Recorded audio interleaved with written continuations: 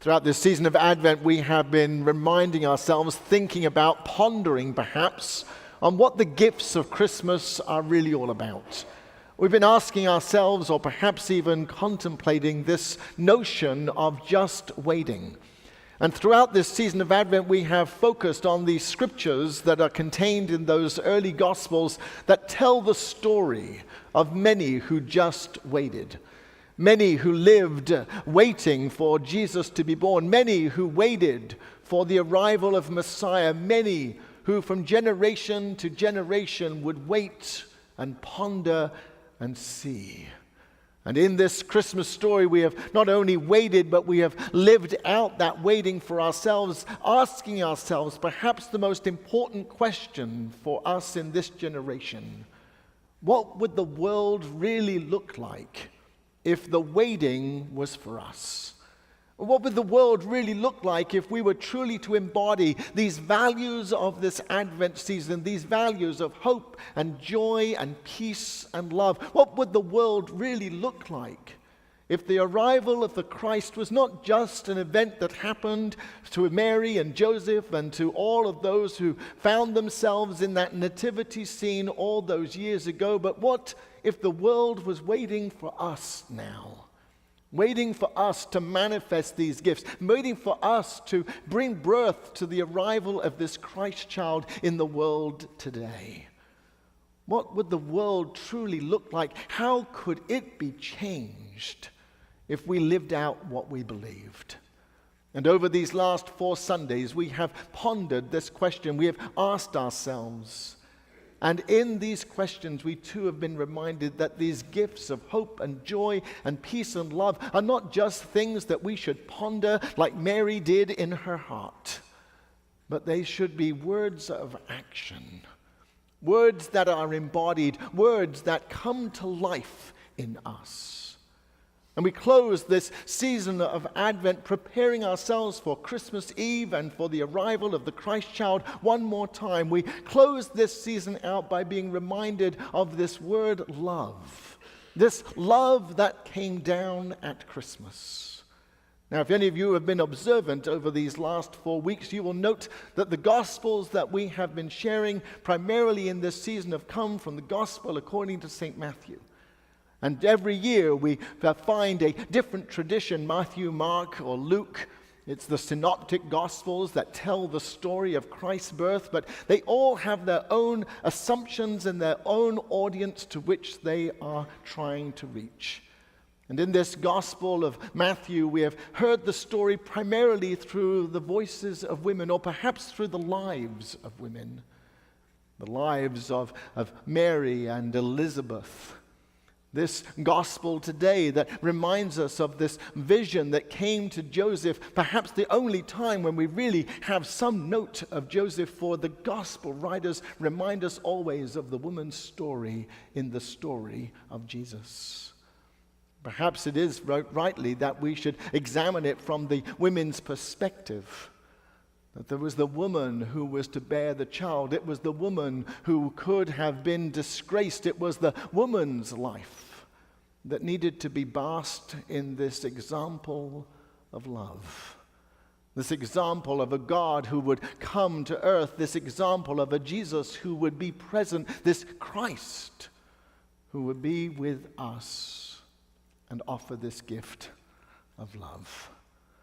A love that needed action, a love that needed embodiment, a love that needed not only Mary's hands and feet, but who needs our hands and feet this day.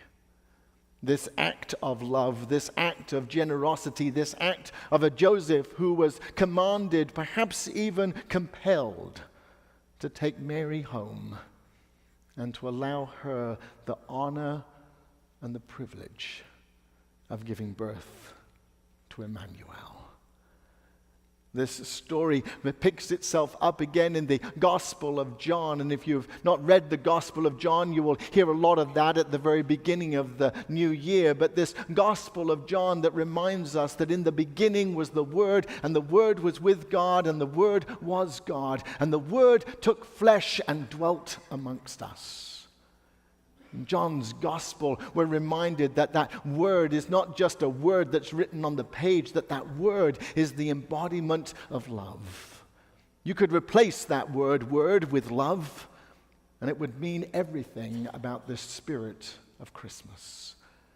You see, this word love is not just something that we pass around. This word love, this essence of love, is the word made flesh and dwelt amongst us. This word that is now embodied in you, this love that comes down at Christmas.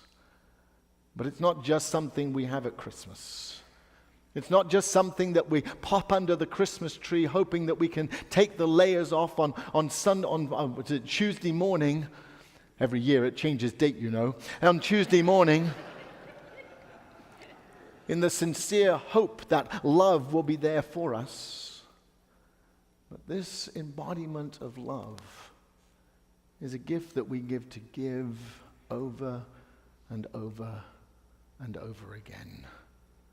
It is the gift of love that is manifest in our world today when we think of those who have lost their lives during a tsunami that struck this morning. It is the embodiment of love that encompasses all of the works of the faith that we get to share with one another. It is the works of love that have embodied us as we have gone into our world in this season of Advent and made real for others who are in desperate need of love. It is that love that is shared with us in this place on this day, and we get the opportunity not just to receive it for ourselves, but to reach out and to share it with others. That is the embodiment of what John would talk about when he said the Word became flesh and dwelt amongst us. And it was in that sense of love that Joseph would have the courage, the conviction, to travel with Mary through her life. It was that conviction of love that would empower Mary to step beyond the cultural borders and boundaries, to step beyond the disgrace that perhaps that culture would have seen her in, and lived into a new example of who God is, not coming to those with high estate, but coming to those who were lowly.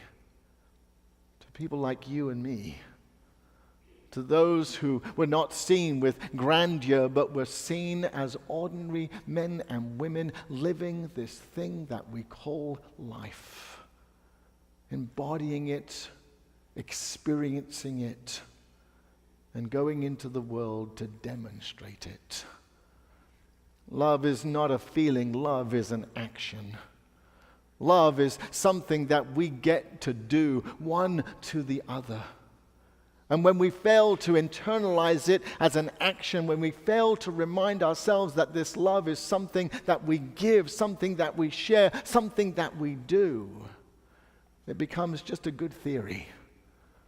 Oh, I can love you, but if I don't demonstrate that love, then I have done nothing. Echoing the words of the Apostle Paul, I believe all things, hope all things. Love, if it's just a clanging cymbal or a binging gong, it is nothing.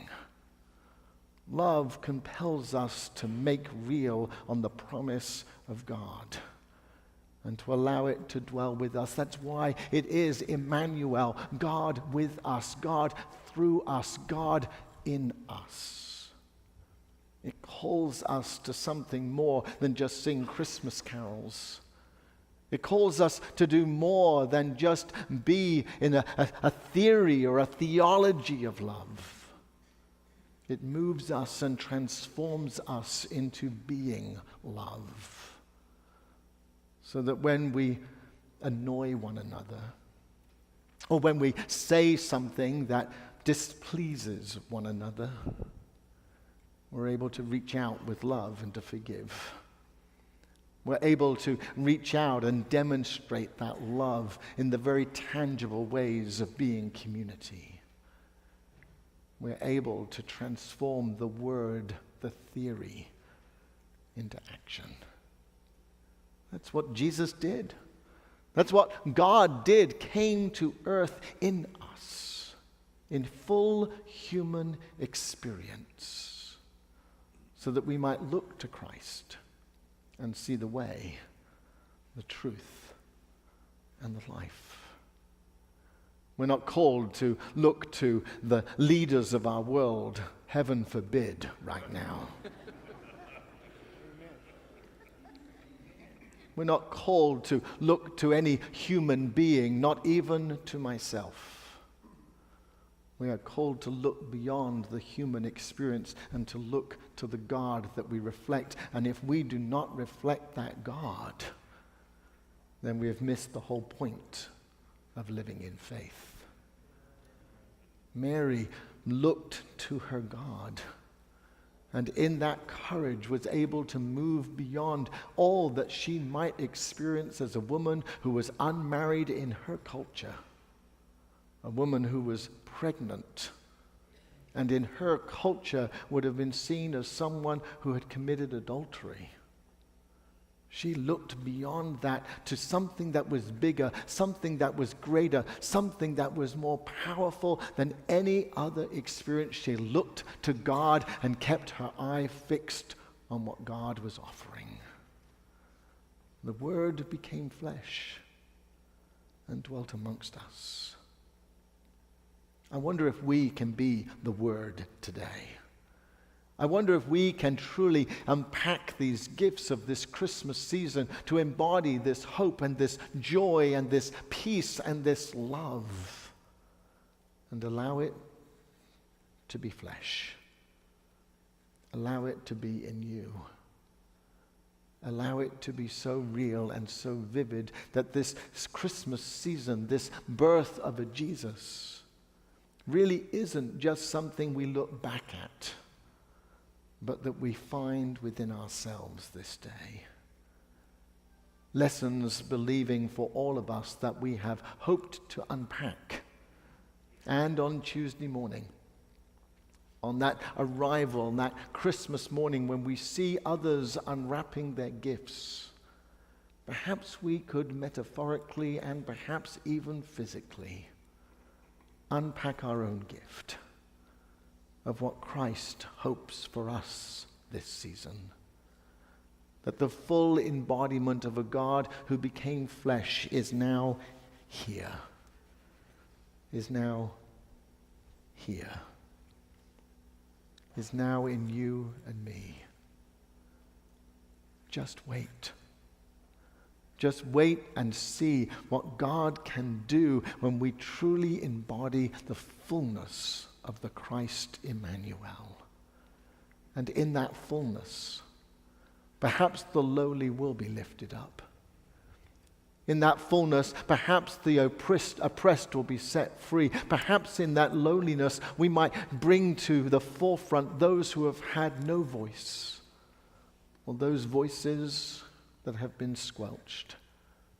Perhaps in the fullness of God's manifestation of love, the world might get a chance to be a better place for us all. The Word has become flesh. It's sitting right here in this church this day. And just like every other gift, you and I have the invitation to respond with a yes or a no. Don't worry, I'm not going to do an altar call this morning. But perhaps you might respond to it for yourself. Will the fullness of Christ be made real in you? Will the Word become flesh in you this day? Not just in theory, but in the fullness of your actions. Will you be the hope of the world? Will you be the peace that passes all understanding? Will you be the joy that greeted Elizabeth and Mary?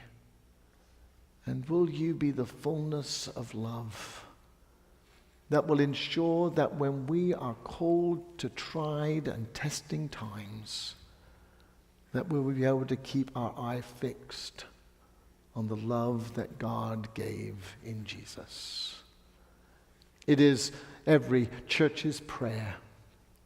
And for us this day, this Mary, this love, this Sunday, the last Sunday of Advent, you and I get to say yes to the fullness of the gospel of Jesus.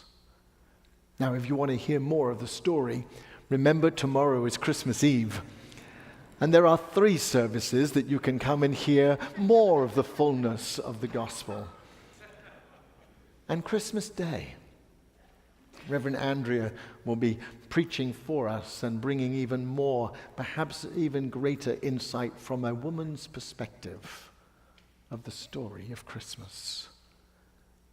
But you don't have to wait till then. Wherever you go beyond this moment of worship, be the fullness that you can be. Be the fullness of Emmanuel, God who is with us. To God be the glory. And Happy Christmas, Cathedral of Hope, United Church of Christ. Amen.